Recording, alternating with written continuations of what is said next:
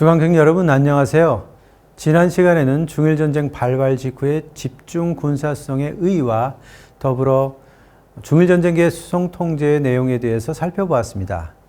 이번 시간에는 관동군 특종 연습의 실시로 인해 조선국유철도에서 수라 통제가 어떻게 계획 수송으로 전환되었는지에 대해서 살펴보도록 하겠습니다. 1940년 2월에 실시된 육군 통제령 및 동시행규칙에 따라 같은 해 4월부터 일부의 생산력 확충 물자와 생활필수품에 대해서 그 수급 관계를 고려해 조선국유철도는 관련 업자 조합들과 협의하여 필요한 수송력을 확보하는 계획수송을 부분적으로 실시하였습니다. 하지만 기존의 출하 통제를 계획수송으로 전환시키기 위해서는 철도 수송을 둘러싼 수급 양측의 재편이 필요했습니다. 우선 수송 서비스의 공급자가 된 철도 당국에 주목을 해보면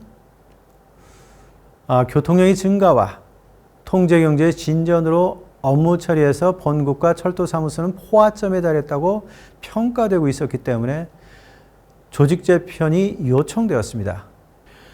이를 위해 기획위원회가 설치되어 관련 사항을 검토한 결과 1940년 12월에 경성, 부산, 함흥에 지방철도국을 실시하여 본국과 철도 사무소 사이에 혼재되었던 계획 업무와 실행 업무를 분리하게 되었습니다.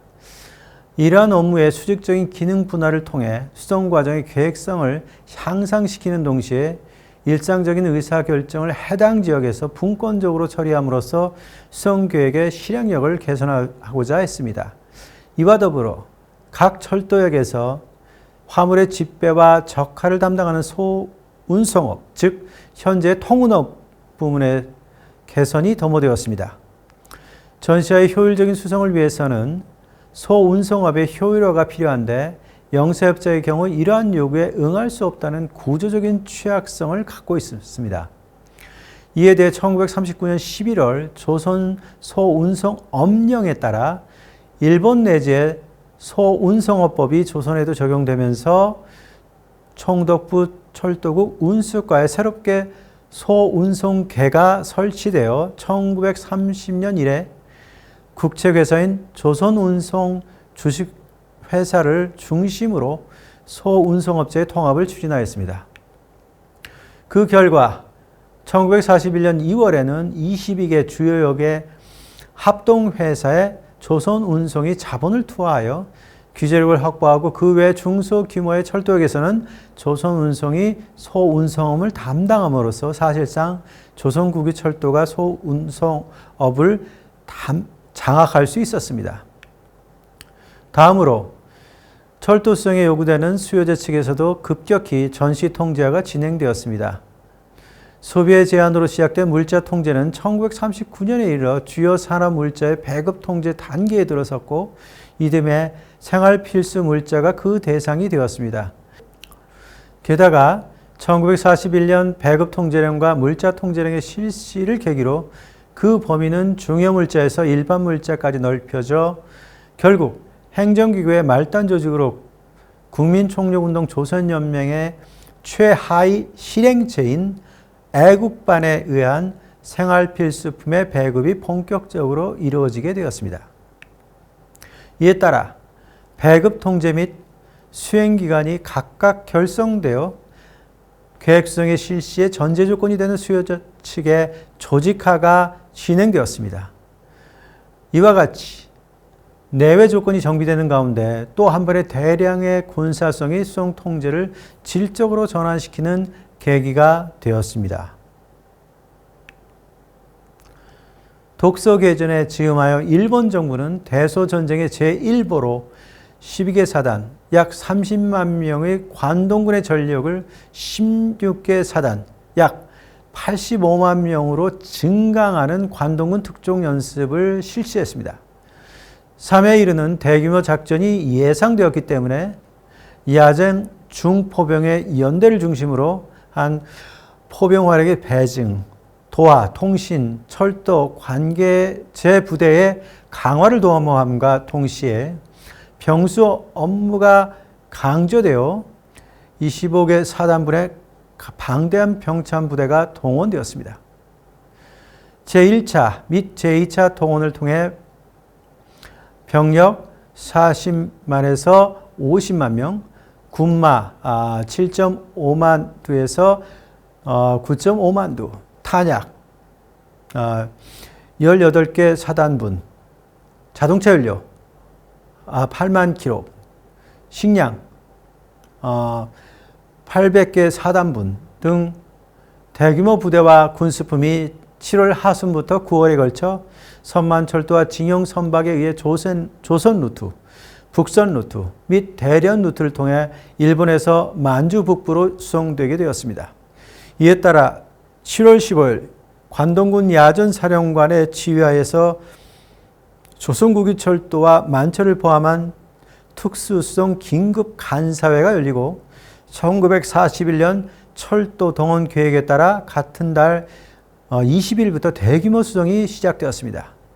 관동군 특종연습 자체가 극비의 동원이었기 때문에 조선국유철도에 의한 집중수송의 내용은 분명하지 않지만 그 규모는 중일전쟁 발발 직후 집중수송을 웃돌았다고 생각됩니다. 이로 인해 비군수품의 수송의 일시적인 정지는 불가피해져서 전시경제의 동맥경화 현상이 발생했습니다. 생활필수품, 주요 산업물자, 국유철도용품 이외의 수송 품목은 수탁 제한을 받았고 주요 공장조차 원자재 부족으로 조업 제한을 면할 수 없어 토목 건축업에 대한 영향은 또한 심각했습니다. 화물 중점주의가 취해져 여객 수송의 압축률은 1940년 실적을 기준으로 36%, 1941년 계획에 대해서는 50%에 달했습니다. 각종 할인 승차권 및 입장권은 발매 정지가 되었으며 일반 승차권의 발매 매수도 제한되었습니다. 장차 일본의 대소전쟁이 전시경제 운영에 미칠 수 있는 영향을 최소화하기 위해 조선국유철도는 그때까지 부분적으로 실시되었던 화주 측과의 협의를 통한 수송료의 계획적 배분을 전면화했습니다. 1941년 10월 총독부 각도 관계자 및 통제단체 대표자가 참가해 수송계획과 배급계획을 연관시키는 중요 물자 수송 통제 요강을 결정했습니다. 철도당국 내부에서 실시되고 있던 수송계획의 작성에 수요자 측을 참가시키므로 수요자 측과의 직접적인 정보 교환에 의거한 수송력의 사전 배분을 실현한 것입니다. 조선국유철도는 지정된 수송 통제 물자의 관련 통제 기간 및 주요 출하자로부터 월간, 연간 수송 요구를 받아 수요자 측과 직접적인 협의를 하고 이를 실행한 다음 사후적인 감독을 실시하게 되었습니다.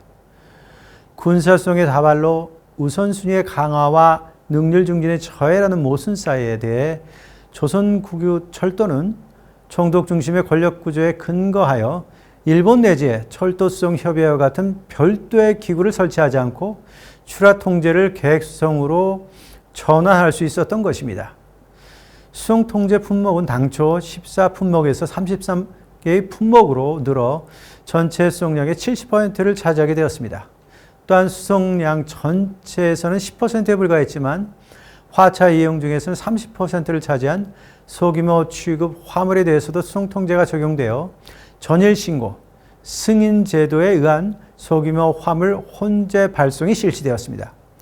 이와 같은 중앙집권적 통제 경제의 진전은 배급 통제의 경성, 즉 서울로의 집중주의를 가져왔으며 우회 수송의 발생을 통해 수송력의 수급 관계를 더욱 압박한다는 문제점도 있었습니다.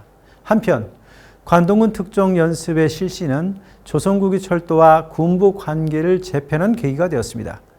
집중 수송에 있어서 양육지에서 도착 순서로 신속한 화차 적재가 행해져 양육지에서의 체화 발생은 방지되었지만 도착지별로 군수품의 내용이 사전에 파악되지 않았기 때문에 나중에 감사가 이루어져 각 집적지 창고에 화물을 다시 교체하는 수고가 있었습니다. 적군의 공격이 없는 상황이었음에도 불구하고 철도 동원 및 집중수송의 실시가 당초의 계획과는 달랐던 것입니다. 이에 대한 대책을 마련하고자 1942년 5월 참모본부는 부산에서 조선, 만주, 화북, 화중의 대륙 4개 철도와의 전시수송 연구 연습을 열고 양육지를 중심으로 수송, 방위, 병참의 업무를 단임 구분, 대륙 철도의 수송 처리 등에 관한 연구를 진행했습니다. 이러한 와중에 철도 관리권이 의제로 제기되어 전시 중에 군은 만철에 대해서 업무에 관해 군사상 필요할 시에는 명령을 할 수 있도록 하는 동시에 조선, 대만, 사할린 3개 철도에 대해서는 군사 수송의 실시에 관해 지휘 감독한다는 철도 군사 이용에 관한 칙령을 실시하기에 이르렀습니다. 이에 따라 종래 선만 철도 운영 규정은 선만지 철도 전시 준비 규정으로 개정되게 되었습니다. 지금까지 식민지 경제의 전시 통제가 심화되는 과정에서 관동군 특종 연습의 실시를 계기로 수송력의 사전 배분을 의미하는 계획성이 실시되고 철도 군사 이용에도 변화가 생기게 되었다는 사실을 살펴보았습니다. 다음 시간에는 미일 개전으로 해상 수송력이 저하는 상황에 대한 타개책으로 실시된 전시유건 비상체제가 조선국유철도에 어떠한 결과를 가져왔는지 살펴보도록 하겠습니다.